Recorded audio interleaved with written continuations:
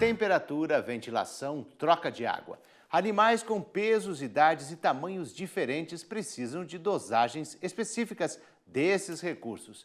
Como fazer isso? Vamos ver agora na capacitação em suinocultura.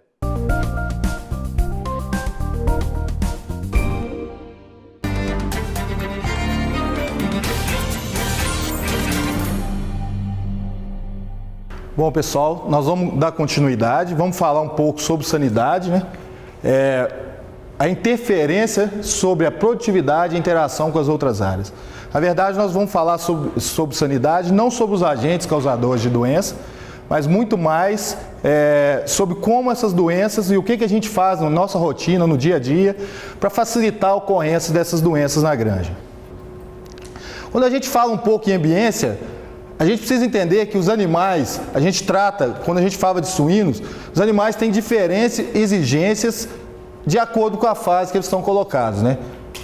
A gente precisa considerar temperatura, ventilação, troca de ar, umidade, e entender que o animal adulto, ele precisa de um ambiente com a temperatura em torno de 18 graus e ventilado, e que por outro lado nós temos um animal de maternidade que precisa entre 30 e 32 graus, por isso a colocação dos CRIPs dentro das maternidades, né? Já não é um animal que pode ser submetido à ventilação, né? Leitões de creche, logo ao desmame, você tem temperaturas entre 28 e 30 graus, que é o ideal para esse animal, e essas temperaturas vão caindo em torno de 1 grau e meio, a cada semana que esse animal vai de permanência na creche. Animal de terminação em torno de 20 graus. Então, assim, se pensarmos que temos uma grama diferente de ambiência ideal para o animal, nós precisamos colocar esses animais, cada um, possibilitar condições para que esteja na melhor condição para desempenhar o máximo. Essa tabela nos mostra exatamente isso, né? Na maternidade, o leitão precisa de 30 a 34 graus, o aquecimento de clipe, um ambiente adequado de clipe, vai muitas vezes nos ajudar a prevenir diarreias, né, que já começam trazendo prejuízo desde a maternidade. A gente desmamou esse leitão entre 28 e 32 graus.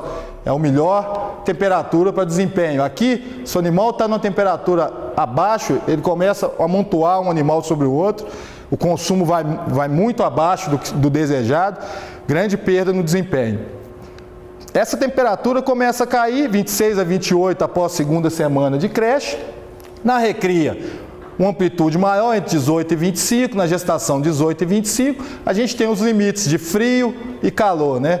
A matriz suporta um pouco mais, temperaturas de 10 a 27 graus, e a gente buscar trabalhar essa questão de ambiência em todos os setores, possibilitando na maternidade se desmame o leitão com maior qualidade, dando um ambiente para que a matriz possa produzir uma maior quantidade de leite e a gente possa ter animal de qualidade em todas as fases. Então, lembrar da ventilação dos animais adultos de terminação, que os animais de maternidade e creche, essa corrente de ar já não é benéfica, ela traz prejuízo, né? E a presença de gases, possibilitando a limpeza debaixo das creches, né? Fazendo a limpeza diária também, remoção de lâmina d'água na recria e terminação. Então, a gente tem que lembrar também ações concretas, sombreamento natural, evitar a insolação direta nos animais, seja ela qual fase.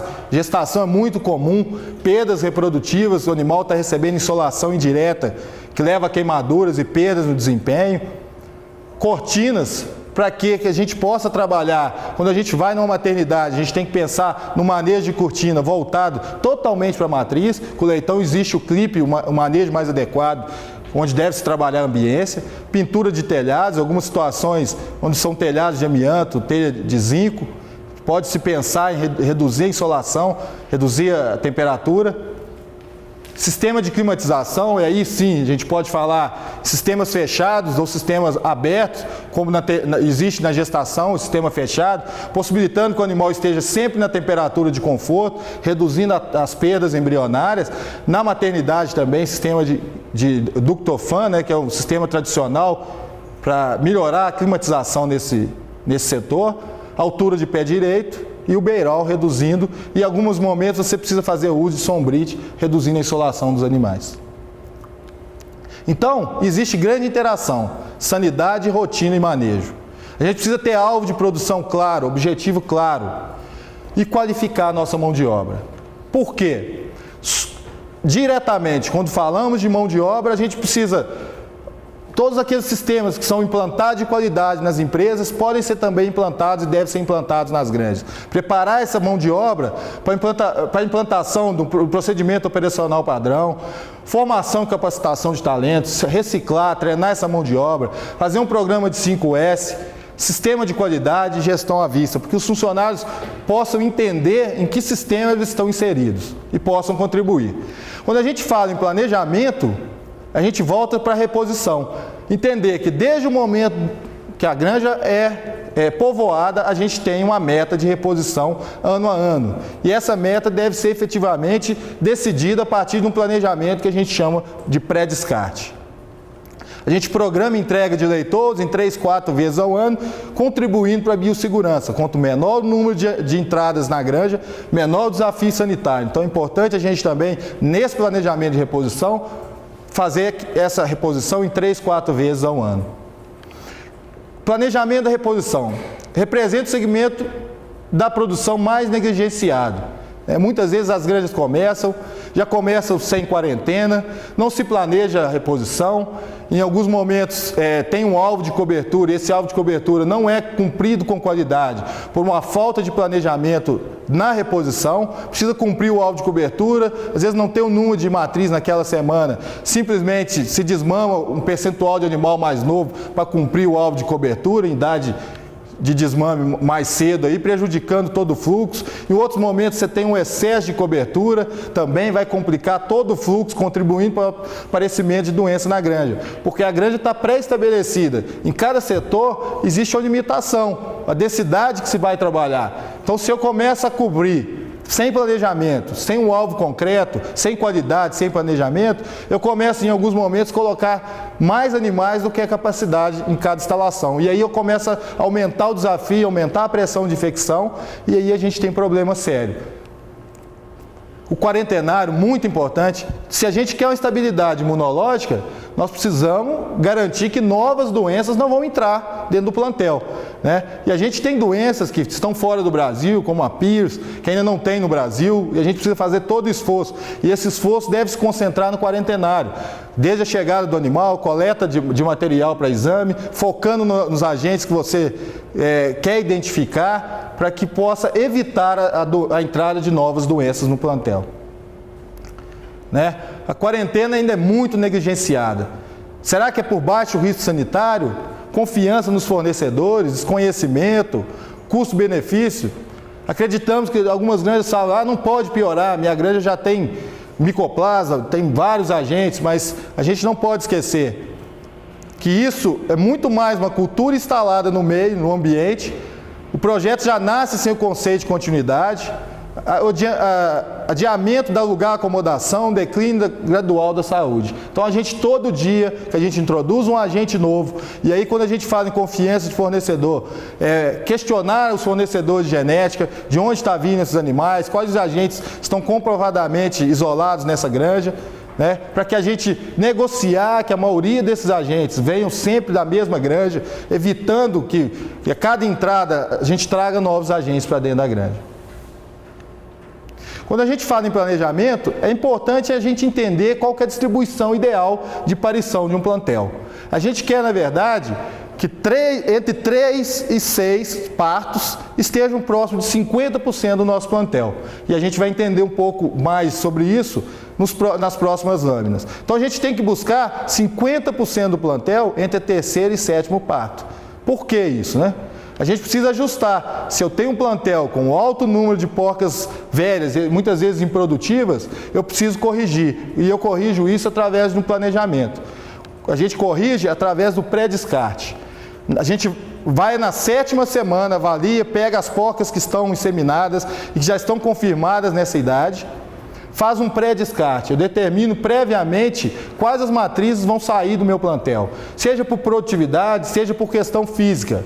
Então, se eu tenho 54 na 7ª semana e eu tenho um alvo de 60, eu preciso saber quantas dessas 54 eu vou descartar no momento que elas forem desmamadas. Se a gente vai tirar mais 5 aqui, 6, a gente precisa ter já programado, casado com esse lote, o número de marram necessário para que a gente cumpra o alvo com cobertura. E isso a gente chama de planejamento de cobertura. O que acontece? Em momentos de crise, a gente vê o produtor muitas vezes, a primeira coisa que ele corta é a reposição do plantel.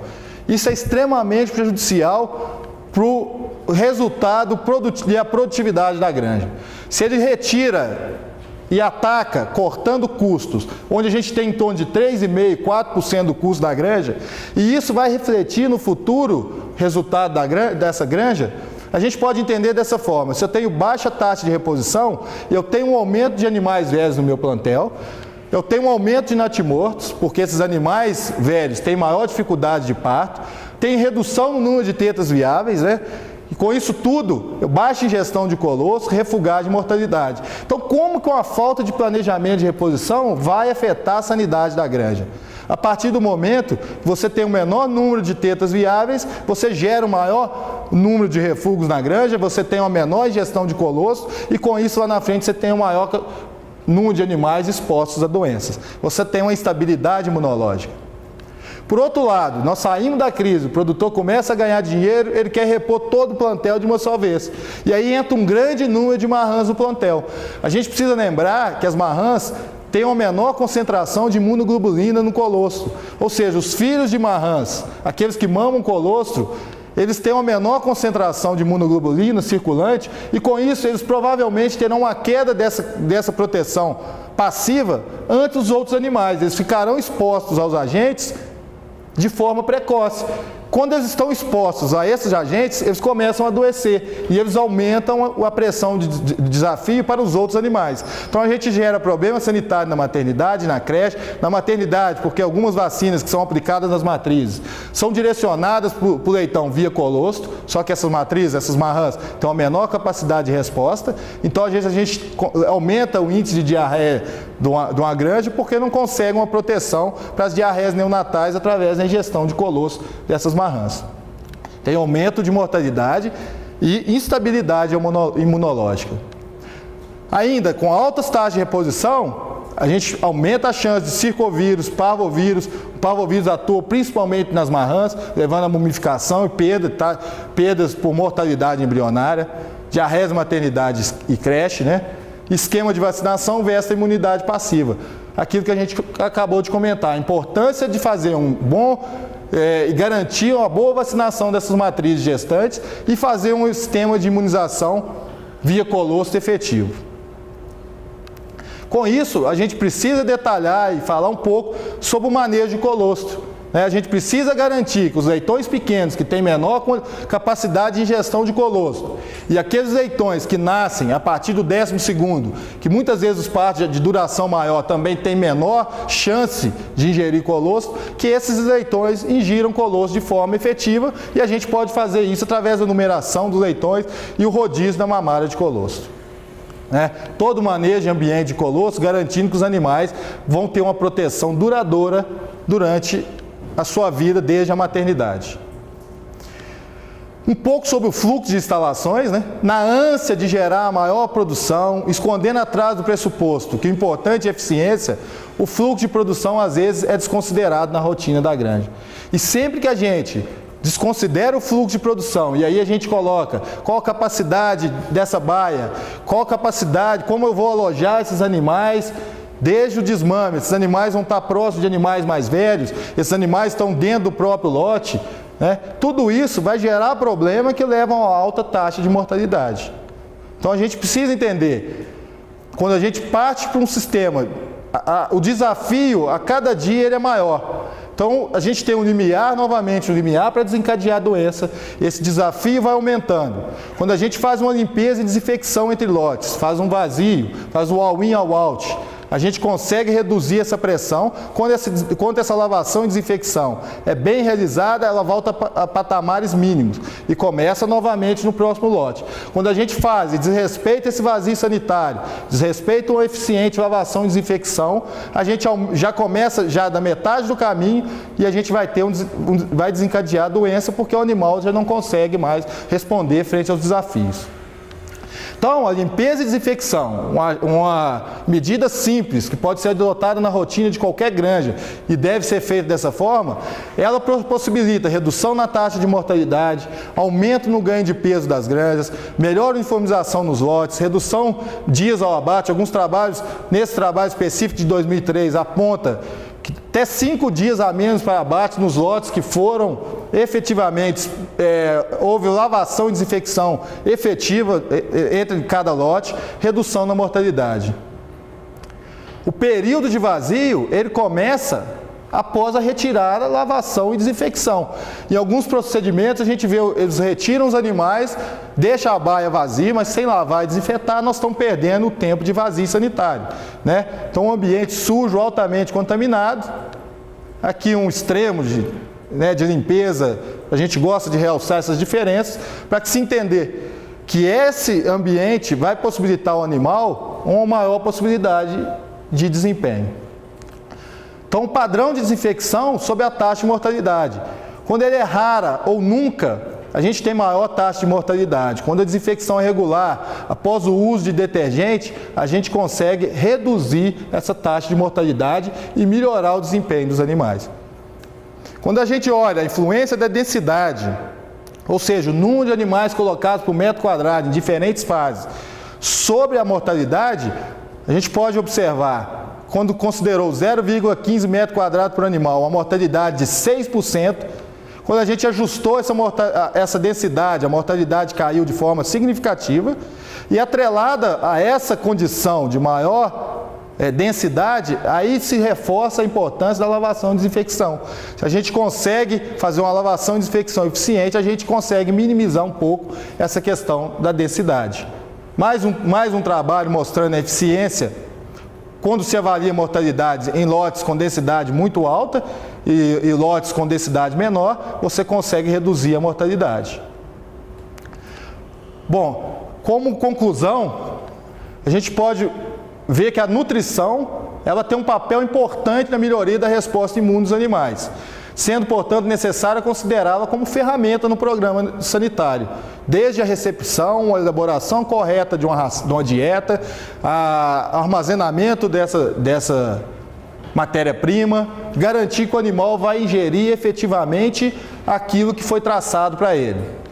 É necessário adotar uma abordagem integral do sistema de produção dos problemas sanitários, em detrimento à visão pontual e da adoção de medidas isoladas de controle. Não podemos mais trabalhar achando que uma vacina específica vai resolver todos os problemas da granja. Nós temos que ter uma visão geral do sistema de produção. Só dessa forma, trabalhando todas essas ferramentas que a gente tem na nossa rotina, nós conseguiremos controlar de forma efetiva os problemas sanitários. Medidas de controles e práticas, essa é a boa notícia, né? Podem ser tomadas para minimizar o impacto da presença de agentes. Muitas vezes está na mão, no dia a dia, não exige grande investimento e a gente pode adotar essas práticas para controlar os problemas sanitários. Aí eu queria deixar, para a gente finalizar, 2 perguntas, para a gente poder refletir um pouquinho, né? Qual o grau de profissionalismo e competência com o qual analisamos e interpretamos o problema sanitário? De que forma a gente faz isso na rotina?